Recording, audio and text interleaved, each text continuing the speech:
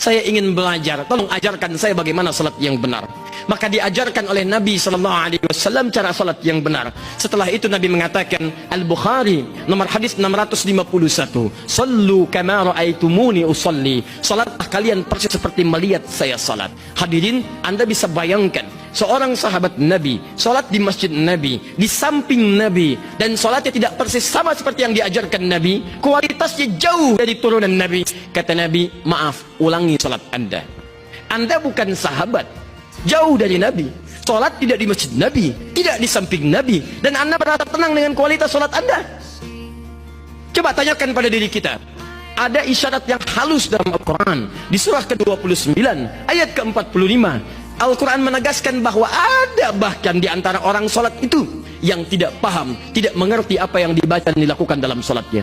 Hei yang mengharapkan surga Firdaus, yang tidak ingin ada hisab, yang ingin dengan Rasulullah, kami bertanya kepada kita seluruhnya, sampai dengan 10 Dzulhijjah 1438 Hijrah ini, 1 September 2017 Masehi, tanyakan pada diri kita, dari sekian ruku, ribu ruku dan sujud yang kita kerjakan, berapa persen bacaan salat yang kita pahami sampai dengan hari ini? Jangan-jangan ruku gak ngerti yang dibaca, sujud gak paham yang diungkapkan. Antum ngejar-ngejar dunia saja, sampai sekolah SD 6 tahun, SMP 3 tahun, SMA 3 tahun, 12 tahun, S1 4 tahun, 16 tahun, S2 2 tahun, 18 tahun, S3 2 tahun, 20 tahun. Semua dikejar hanya untuk dunia. Belum seminarnya, belum simposiumnya, belum stadium generalnya, belum ceramahnya. Allahu Akbar, untuk dunia. Berangkat gelap, pulang gelap, meninggal tidak dibawa. Pertanyaan kami, sampai hari ini berapa persen dari bacaan salat kita yang pernah kita pelajari?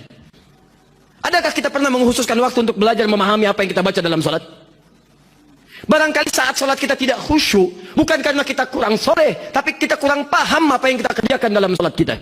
Yang paling menarik, sahabat Nabi mau belajar bagaimana memperbaiki salatnya. Sahabat hidup zaman Nabi, dekat dengan Nabi, ingin belajar bagaimana salat yang baik. Anda bukan sahabat, jauh dari Nabi, tidak salat di masjid Nabi. Yang paling menarik, ustadznya datang sendiri, taklim dibuka tiap waktu, kesempatan banyak, materi melimpah, bahkan ada yang direkam, diberikan snacknya, perlengkapan enak, fasilitas bagus, menyebar di mana-mana. Dengan semua itu semua, dengan seluruhnya, belum tersentuh Anda untuk sekedar belajar di mana letak nurani kita untuk menginginkan surga Firdaus yang